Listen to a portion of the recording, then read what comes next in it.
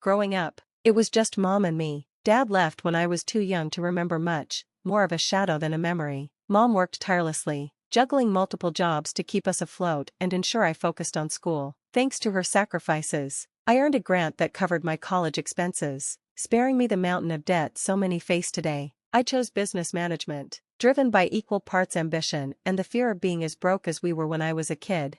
After graduation, I packed my life into a few boxes and moved to the city. Those early days were tough, living in a tiny apartment, surviving on ramen, and counting every penny, but I landed a job at a big company, starting as a junior associate and steadily working my way up. A few years later, I wasn't just part of the team, I was running a whole department. It wasn't just a job anymore, it was my domain. I made sure my team knew they were valued because I remembered what it was like to feel invisible. Lead with respect, I'd tell the new hires. Own this job, and one day, you'll lead it. My team was solid, a group of hardworking people I genuinely admired. When I was promoted to department head, we celebrated at the local bar, a cozy place where the beer was cold, and the laughter was constant. To Nancy, the boss lady, Tom, one of my longest-serving colleagues, toasted. The rest of the team cheered, their glasses clinking in unison. Thanks, everyone. Here's to us, more wins, more success, I shouted back, and the room erupted in applause. That night, I felt unstoppable. Amid the celebration, I noticed him, Harry. He caught me looking, grinned, and strolled over with a confidence that turned heads. Big night? He asked, leaning casually against the bar.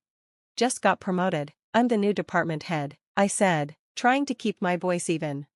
Impressive, that must have taken a lot of hard work, he replied, his tone warm and genuine. I'm Harry. Nancy, nice to meet you, I said, smiling back. We struck up a conversation that night, one that felt effortless. Harry was sharp and had a knack for numbers that matched my own love for strategic planning. What started as casual chats grew into regular dates, and before long, I was spending more time at his place than my own. His apartment, spacious, bright, and boasting a killer view, was a far cry from my cramped rental. One evening, as we stood on his balcony watching the city lights, Harry turned to me, his playful expression replaced by a nervous but determined look. He took my hands in his fingers trembling slightly. Nancy, these past few months with you have been incredible. I know this might feel sudden, but when you know, he said, his voice steady despite his nerves. From his pocket, he pulled out a small box and opened it, revealing a ring that sparkled in the moonlight. Will you marry me? He asked, his eyes filled with hope. Yes, Harry, absolutely yes, I said, barely able to get the words out through my emotion. In that moment, I felt truly seen and loved for everything I was, even the parts of me I tried to keep guarded. A few weeks later, it was time to meet Harry's parents. As we drove up to their sprawling mansion, nerves twisted in my stomach. The house was like something out of a period drama, brick and ivy, gargoyles perched like sentinels, and a driveway that seemed to stretch for miles. Harry squeezed my hand as we approached the towering oak doors. You'll be fine, he said, though his voice carried a hint of his own unease.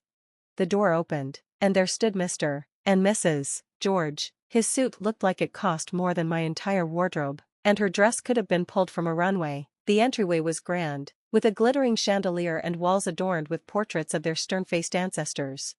Nancy, lovely to meet you, Mr. George said, his voice smooth but distant, laced with a faint British accent. Welcome, dear, Mrs. George added, offering a polite smile that didn't quite reach her eyes.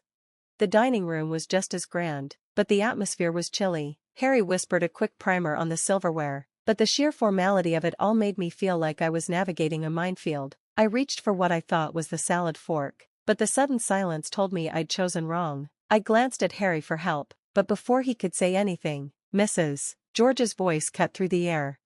Perhaps things are done differently where you're from, she said, her words sharp enough to sting.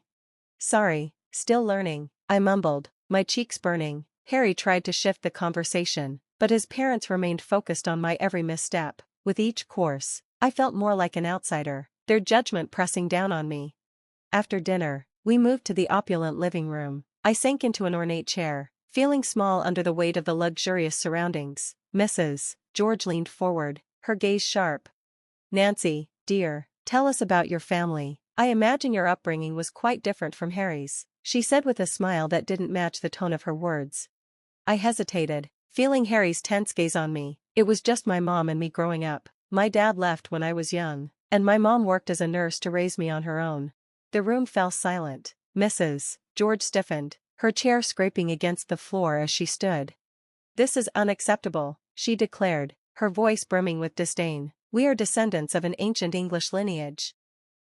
We have standards, traditions, Mr. George said, finally breaking his silence. His words were deliberate, each one like a stone thrown into still water. I cannot, and will not, allow my only son to marry someone without pedigree or knowledge of her own lineage. His gaze shifted to me, cold and assessing. Nancy, can you even name your great-grandparents? My face flushed, the weight of his question settling over me. I only know my maternal grandparents, I said, my voice barely a whisper. Mr. George's expression soured, and he rolled his eyes in clear disdain. This is exactly what we feared, he muttered under his breath. Harry, who had been quietly absorbing his parents' words, finally spoke up, his voice firm but pleading. Mom, Dad, please, Nancy is kind, hardworking, and she loves me. Isn't that what should matter? Mrs. George's expression didn't soften. Respect and adherence to our family's traditions matter. Jacob, if Nancy is going to be part of this family, she needs to understand and respect where she's coming from, even if it's nowhere significant. Their words cut through the evening's earlier warmth like a knife, but Harry's eyes were on me, pleading for me to just go along with it. I hesitated, then reluctantly nodded, agreeing to their terms. Fine, I said, trying to steady my voice. I'll learn about your family and your traditions. Mrs. George seemed somewhat appeased by my response. Good, you'll start by familiarizing yourself with our family tree and understanding the significance of each person in those portraits. It's not just about names, Nancy, it's about respect. As they continued to outline their expectations, I felt a part of myself shrink, the pressure building in my chest. The evening, once meant to be a celebration, had morphed into a test I hadn't been prepared for. I had agreed to their demands, but at what cost? As they discussed their ancestors and noble deeds, I couldn't help but feel increasingly alienated, not only from them but from the parts of Harry that were so deeply tied to this world. In the weeks that followed, my life became a whirlwind of pressure. Between work and the endless etiquette lessons Mr. and Mrs. George insisted I attend, I barely had time to breathe. My days began with the harsh buzz of an alarm before sunrise and ended long after the sun set, leaving me feeling like a zombie. Elbows off the table, Nancy, the etiquette instructor scolded during one of our sessions. And remember, the soup spoon moves away from you when you scoop. I nodded, trying to mirror her precise movements, but my mind was elsewhere, lost in thoughts of my work piling up at the office and the unrelenting wedding plans. You're doing well, the instructor reassured me, her voice soothing. These things take time. I forced a smile. Thanks, it's a lot, you know? My phone rang just then. Mom. I stepped outside to answer, hoping to find a quiet corner amidst the city noise. Hi, Mom, I said, my voice sounding more tired than I intended. Nancy, darling, how are the wedding preparations going? She asked, her tone excited yet laced with concern. I hesitated, not wanting to worry her. It's all good, learning a lot, even picked up how to waltz, I added, trying to keep things light.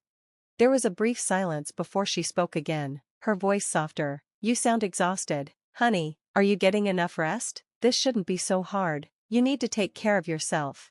I chuckled weakly. I'll try, Mom, there's just a lot going on right now, work, etiquette classes, dance lessons, and, of course, the wedding. Just remember what matters, Nancy, it's you and Harry at the end of the day, not all these rules and lessons, she said, her words were a comfort, but as soon as the call ended, the weight of everything fell back on me. I was stuck between trying to please Harry's parents and holding on to my own sanity. Every day felt like running a race with no finish line.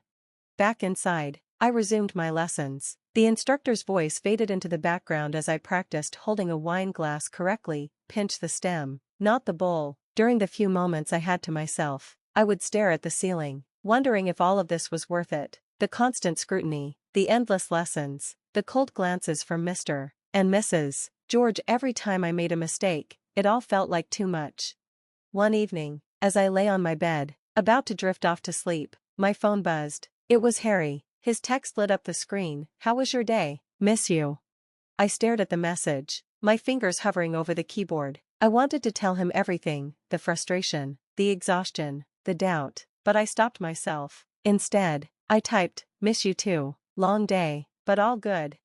As I set my phone down, the silence in my apartment felt suffocating. Was this how it was going to be? Struggling through each day, smiling through the stress, all to fit into a world that felt increasingly alien? The big day arrived. The venue was a blur of flowers, fancy dresses, and the city's elite mingling with drinks in hand. My stomach twisted in knots as I stood in my long white dress, trying to find some calm. Mom came over and adjusted us. The aftermath of my broken engagement had been a whirlwind of emotions, but in the end, I felt an immense sense of relief. No longer burdened by the suffocating expectations of the Georges, I could breathe again. Each day felt like a new chance to rediscover who I truly was, free from the weight of a false image. Max was a refreshing contrast to everything I'd known. His calm, down-to-earth nature offered a sense of stability I hadn't realized I'd been missing. Our relationship was slow and easy, with no rush to define things or live up to anyone's expectations. Every time we spent time together, I felt more myself, and that feeling of acceptance was everything I'd craved during my time with Harry. At work, the support of my colleagues made all the difference. They saw me as Nancy, not someone's future wife or the daughter-in-law of a prestigious family, but as a capable, driven woman. The promotion felt like a recognition of my growth and resilience. It was proof that I was carving out my own path, one built on my own values and not the fabricated legacy of others.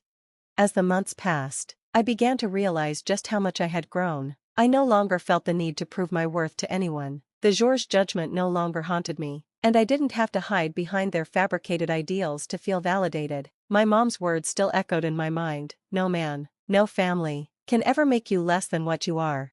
And she was right. I'd learned to trust myself, to walk away when something wasn't right, and to embrace the love and respect that I deserved. I was no longer just Nancy, the girl they thought they could mold into someone else. I was Nancy, strong, independent, and unapologetically myself.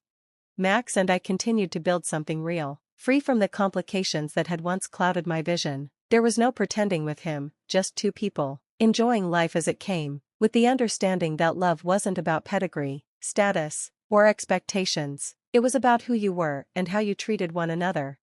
Looking back, I couldn't help but feel grateful for the lessons I'd learned, hard as they were. Sometimes, it takes walking away from the life you thought you wanted to find the one that truly suits you. And for me, that was the life I was finally building, one day, one step, and one person at a time.